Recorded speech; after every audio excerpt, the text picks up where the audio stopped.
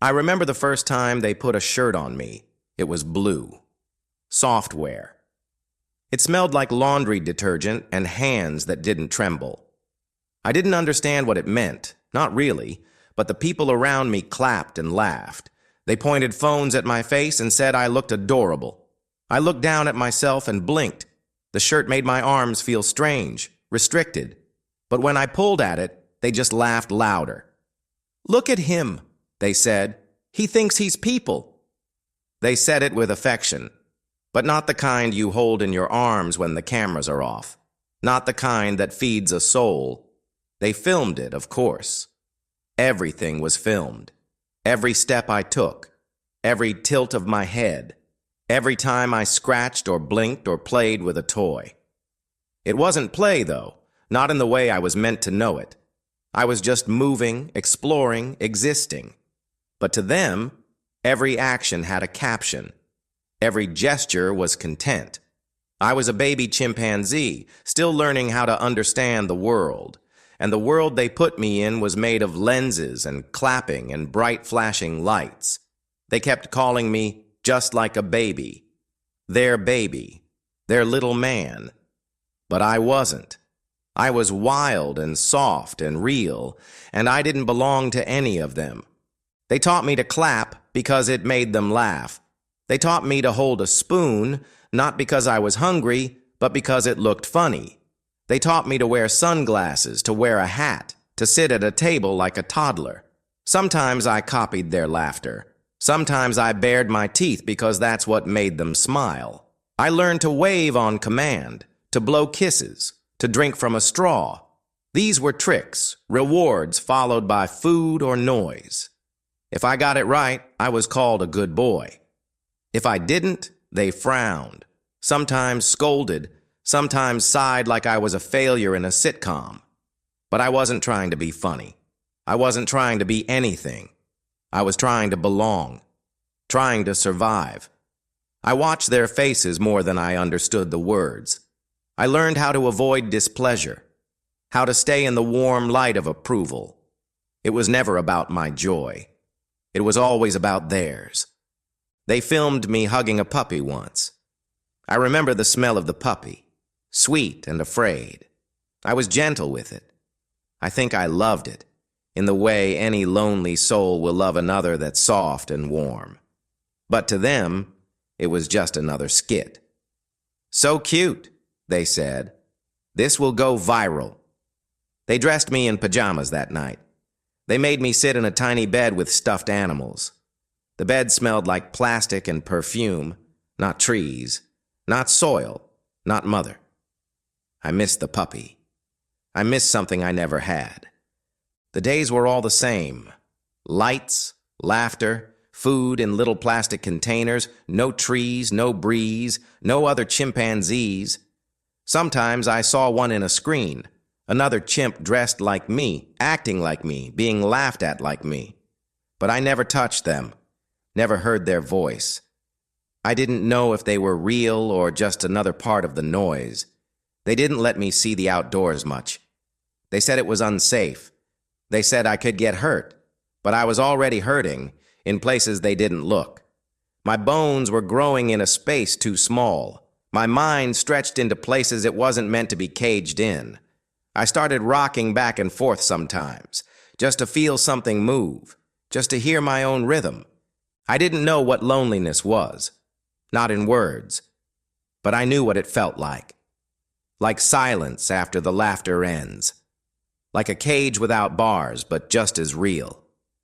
Sometimes they left music on when they were gone. Sometimes cartoons played in a loop, bright colors and shrill voices.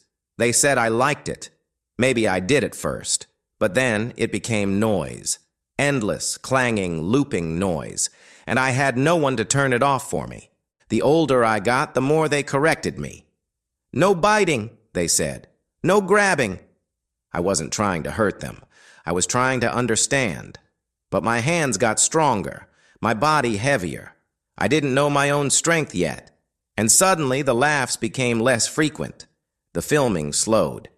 "He's not a baby anymore," I heard someone say. "He's getting too big." One day I reached for the camera. I wanted to see it, hold it, figure it out. They yanked it away and shouted at me. I froze. I never reached for it again. I began spending more time in a smaller room.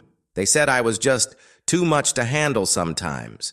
They said I needed breaks, but the breaks were long, hours alone. No hands, no voice, no toys, just me and a concrete floor. When they opened the door, I always smiled, even when I didn't want to, because smiling meant treats. Smiling meant maybe I could be their baby again. Smiling meant maybe they wouldn't forget me. But the forgetting had already begun. They stopped dressing me up as often, stopped filming, stopped sharing. They brought in a new baby once, a smaller chimp, softer, louder, cuter. I watched from my room as they laughed and pointed and filmed again. I waved from the bars. No one waved back. That night, they left my food on the floor outside the cage. I had to reach for it through the bars.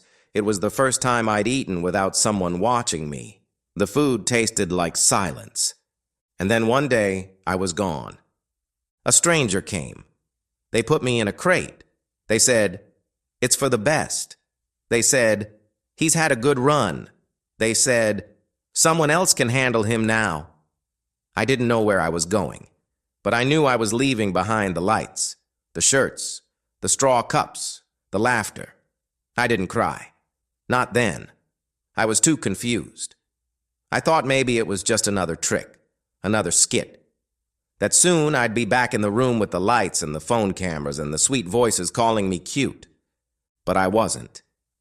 And I never went back. They brought me to a place they called a sanctuary, though at first, nothing about it felt sacred.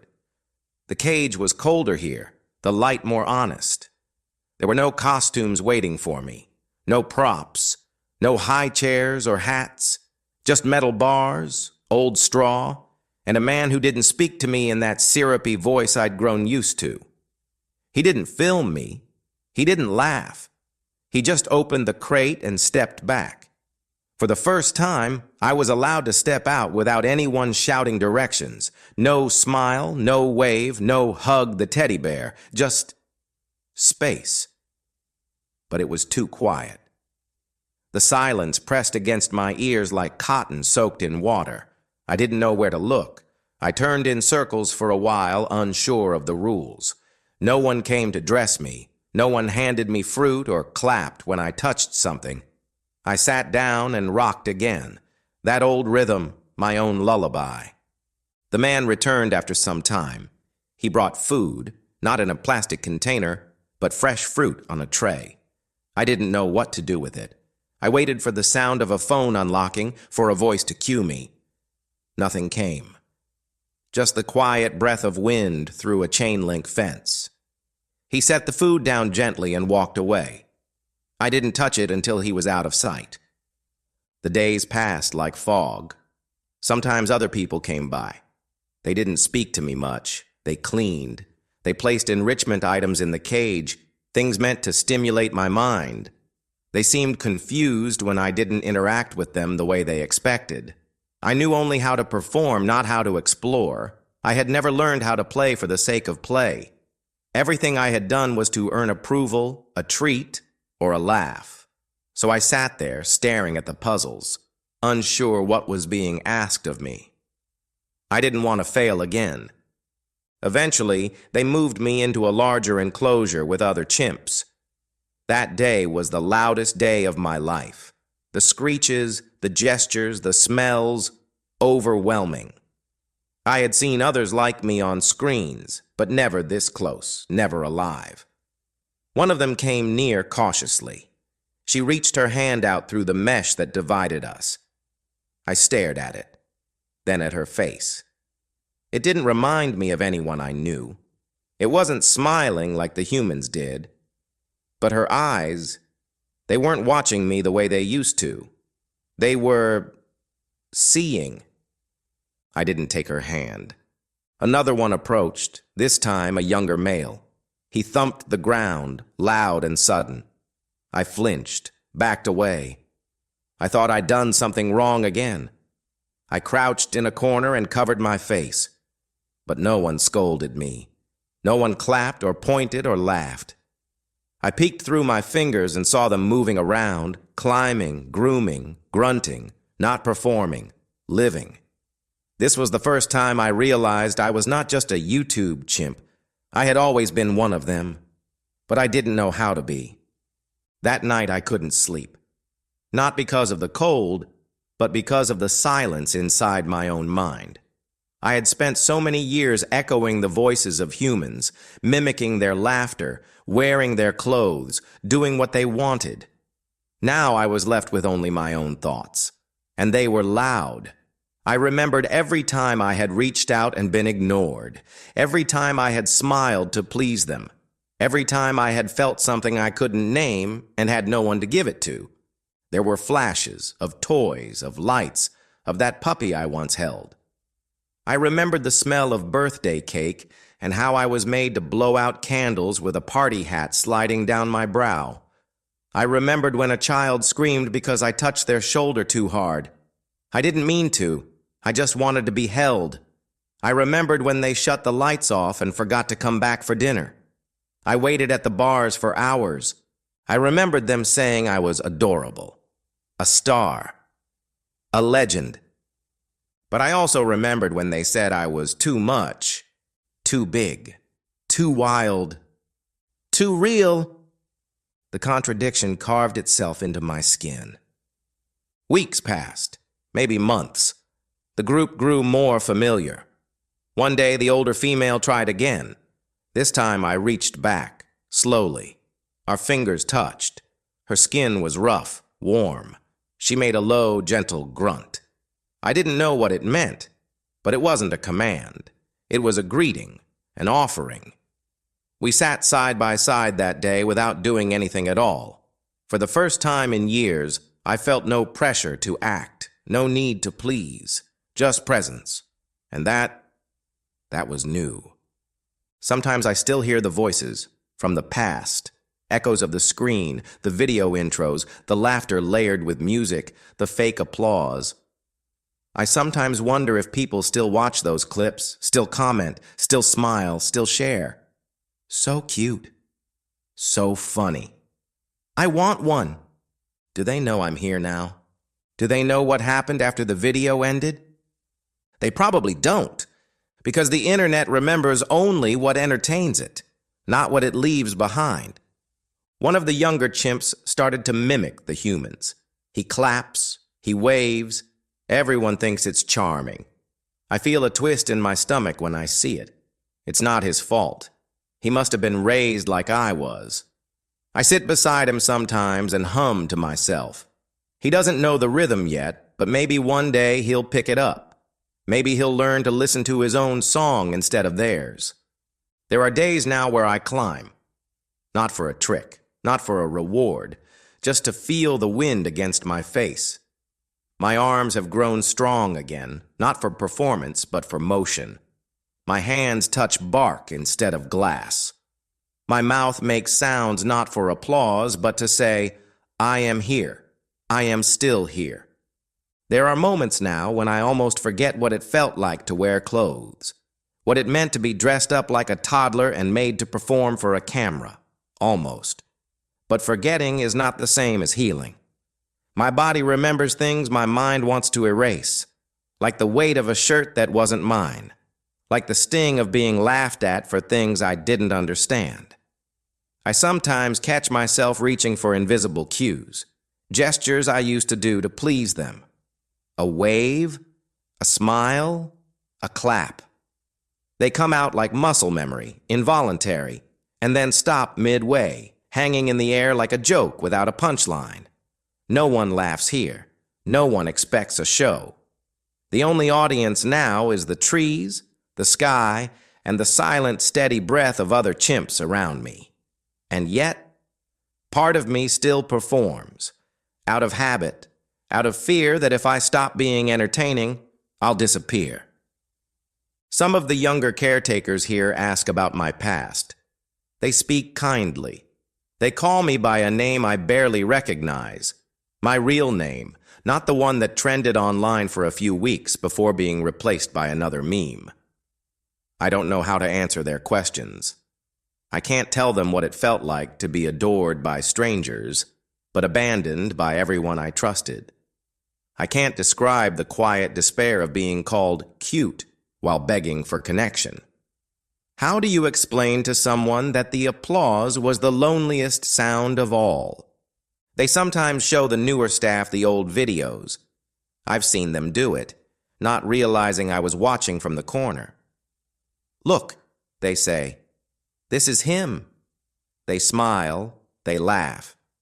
"He used to wear hats," someone chuckles. "Look at that shirt." They aren't mocking me, not exactly, but they don't understand. To them, it's just interesting, surprising, funny. To me, it's a ghost, a reminder of who I was forced to be. I turn away when I see them do it. Not because I'm angry, though maybe I am, but because I don't want to see that version of myself anymore. The chimp they filmed wasn't me. It was a role I played to survive. There's a place in this sanctuary, a small raised platform made of wood and shade, where I like to sit. From there, I can see the entire enclosure. I watch the others. I learn. I study them, not like the scientists studied me, but in a way that feels right, observing the world not to control it, but to feel it. There's a mother with her child.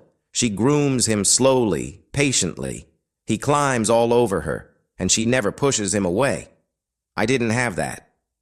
I don't remember my mother. I was taken before her warmth became memory. But I like watching them. I imagine what that might have felt like. To be held without condition. To be taught, not trained. Some nights are harder than others. The wind picks up. The enclosure creaks. The smell of rain reminds me of the damp room I used to be kept in when I wasn't performing. That room had no windows. Just one overhead bulb that flickered sometimes. I used to press my face against the bars and watch for shadows, for any sign that someone was coming. And when they did come, I always smiled. Even if I was afraid. Even if I was hungry. Even if I wanted to scream. Because smiling meant they might stay a little longer. Smiling meant I mattered. It's strange now to be around others and not have to smile, to simply exist, to feel no pressure to perform. But it's also terrifying, because when no one is asking you to be anything, you have to figure out who you really are, and I don't know who I am. I was a star, a Peter, a show, a punchline. Now I'm me, a chimpanzee, no costume, no soundtrack, just breathe and heartbeat and memory. There's one young caretaker who sits by me sometimes. She doesn't bring a phone, she doesn't talk much. She just sits. Sometimes she hums. No melodies, just soft tones. I find myself humming back without realizing. We don't look at each other. We don't try to make anything happen. We just share the silence. It's the kindest thing anyone's ever done for me. She doesn't want a performance. She just wants presence. And for once, that's something I can give without pretending. One day, another chimp approached me. He was bold, confident, loud. He beat his chest and leapt from one branch to another, testing the limits of his space. I didn't react at first. I didn't know if it was a challenge or an invitation. But then he stopped, perched on a beam above me, and made a short, curious sound. A greeting of sorts. I looked up, met his eyes, and for the first time, I didn't look away. I answered with a sound of my own, low, uncertain, but real. That day we sat near each other, not close enough to touch, not yet, but closer than I had dared before. It felt like the first honest connection I'd had in years. I still struggled to play. I watched the others toss fruit, roll barrels, swing from ropes. I try to mimic them, but it doesn't come naturally. I spent too long performing acts that weren't mine. I forgot what it means to be spontaneous, to be wild. Sometimes I just sit and observe, trying to absorb their freedom like sunlight. Maybe one day it will grow roots in me. But I am learning. slowly, awkwardly, gently. I am learning how to belong to no one, to be held by no cage, no screen, no label. I am learning that I don't need to be adorable to deserve a life. I don't need to be useful to be worth something. I don't need to smile to be seen. There are scars on my hands from when I banged on the cage as a juvenile. I didn't know what else to do. I didn't have the words. Now I do. Not in language you understand, but in the rhythm of my steps, in the shape of my silence, in the way I sit with the wind and let it pass through me without resistance.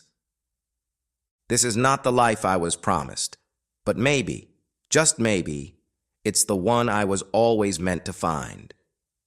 Sometimes, in the very early morning before the others wake, I walk to the far edge of the enclosure and sit in the rising light. The grass there is damp and cool. The sun climbs slowly, brushing gold onto the treetops, and for those few minutes, the world feels gentle. No noise, no commands, no cameras, just breath and space. I sit with my back straight, my eyes steady, and I listen, not for orders, but for something I never knew I needed. Stillness. I never had that in the beginning. My first years were filled with a different kind of sunrise. One made of artificial lights, staged laughter, hands clapping too loud, too close. I used to wake to the sound of voices rehearsing how they'd introduce me on camera. Now I wake to the hush of wings overhead, the rustle of leaves, and the soft grunts of others who, like me, are learning how to return to themselves. In this place, I have met others who carry stories behind their eyes. Some came from circuses, some from pet homes, some, like me, from screens. One of them, an older female with a crooked finger and missing teeth, doesn't say much. But when we pass each other, she offers a small grunt of recognition. It feels like a greeting among survivors. We do not speak of our pasts. We do not need to. We all carry the same invisible weight, the burden of being seen, but never truly known. There is a young one here now, just a baby. He was rescued before the damage set in, before the scripts were written into his muscles. Watching him is like watching what might have been. He plays without fear, screams without shame, climbs with joy. He has never worn clothes, never been filmed, never waved to an audience that would never wave back. I sit beneath the platform sometimes and watch him chase butterflies. And for a moment, I feel something tighten in my chest. Not regret, not jealousy. Something softer, a wish, a memory of a life I never got, but one I hope he will. They tell me I'm doing better, that I'm calmer now, that I don't flinch as much. They smile when I sit with the others, when I take food gently, when I climb a little higher than the day before. I know they mean well. But part of me bristles at the idea of being evaluated again, of being measured by their terms. I don't want to be a success story. I want to be a soul, a creature, a being who exists without needing to prove himself. Still, I nod when they speak. I grunt softly when they call my name. It's a compromise, and one I'm willing to make. Because this time, they're not asking for a show. They're just hoping for healing. Some days old instincts rise in me, the need to perform, to entertain, to earn approval through exaggerated movements or silly sounds. I suppress them now, gently. I whisper to myself, even if no one understands the words, "You are not here to perform. You are here to live, and living does not require applause." The younger caretakers sometimes bring students. They come in groups, holding notebooks and digital tablets, eager to observe. I recognize the look in their eyes. The same wide, curious hunger I once saw in the faces behind the cameras. But this time, I am not the exhibit. I am not the subject of their assignment. I am the echo of a system they are trying to understand. A case study in recovery. I meet their gaze without fear. Some of them flinch. Others hold it. I can see it in their faces, the conflict. They didn't expect to feel something. They expected data. What they found was history. Mine. At night, when the sky darkens and the world hushes itself again, I lie beneath the stars and think, not just of what happened to me, but what happens to all like me. There are others still out there, dressed up, filmed, shared, commodified, living lives made of likes and views, not connection. I wonder if they still smile, if they know why they do, if they feel that same invisible ache that once wrapped around my ribs like wire. Sometimes I imagine reaching through the screen to touch them, to say, it's not your fault, to say, you are not the joke, you are not the toy, you are not the trend. I want them to know there is a life after the spotlight, that beyond the stage, there is quiet, there is earth, there is freedom.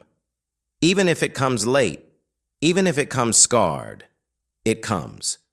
The hardest part of healing is letting go of who I thought I needed to be. The clapping chimp, the smiling pet, the obedient star. Those were masks stitched onto me by others. Peeling them off hurts. It leaves raw patches where I once wore expectations like armor.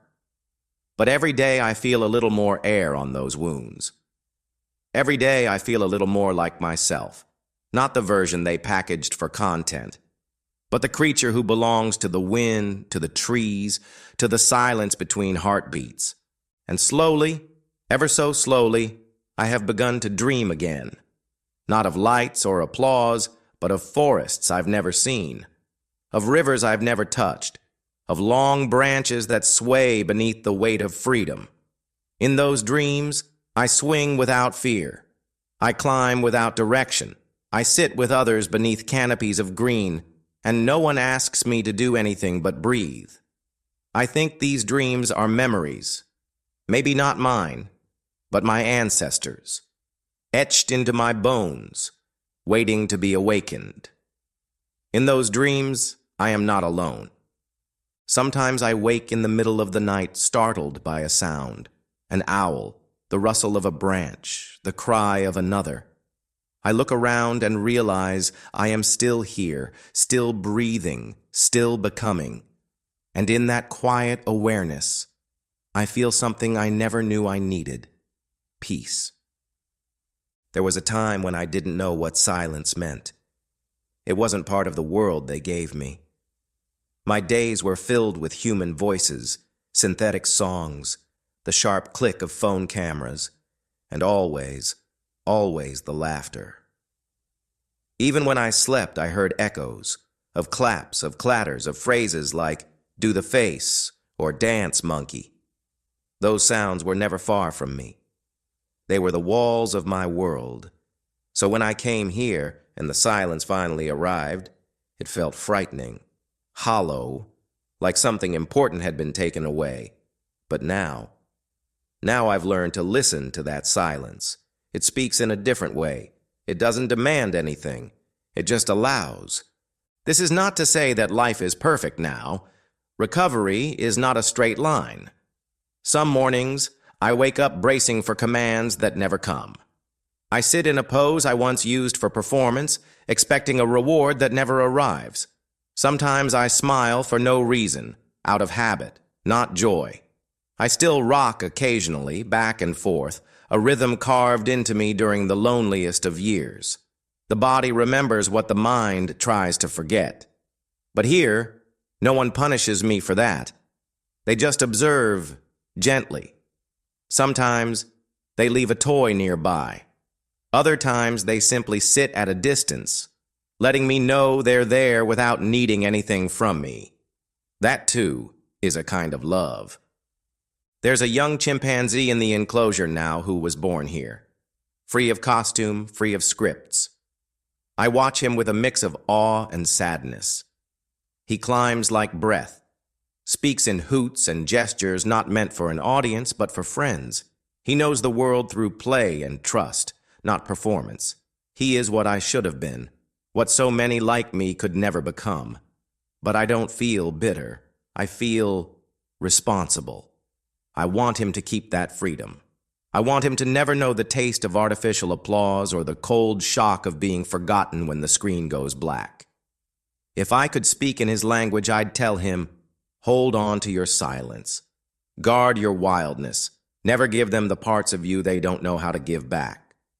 Sometimes the staff speaks about advocacy, about what my story means to others.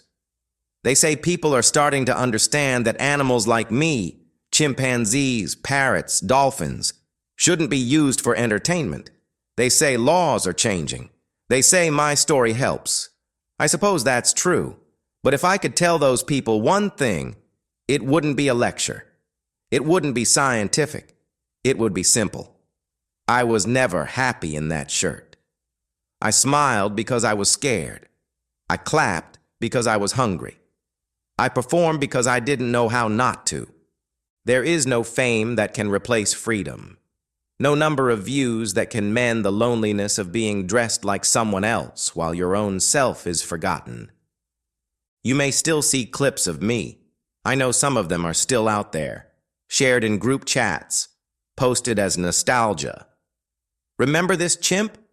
So cute, they say. And I don't hate them for it. They didn't know. But I hope they learn. I hope the next time someone shares a video of an animal acting human, they pause and ask, was this animal ever allowed to just be itself? Because that's the gift I was denied for so long. Authenticity. I wasn't allowed to be afraid, or curious, or wild.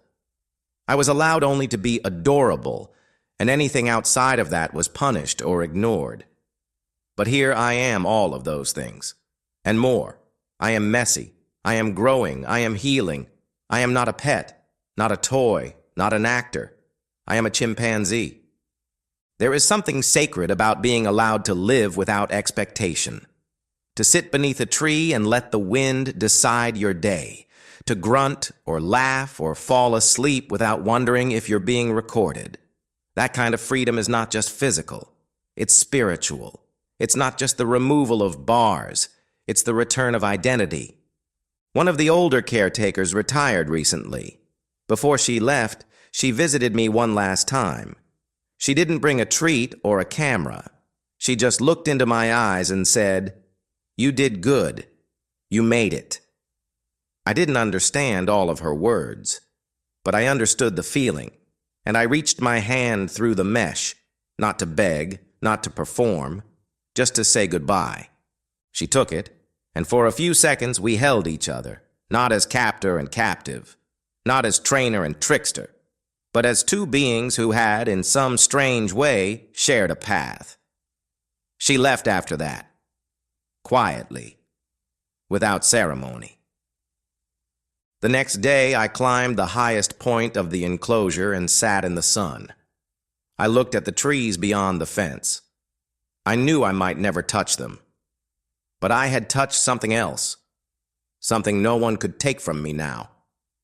I had touched the edge of freedom, the beginning of self, and it was enough.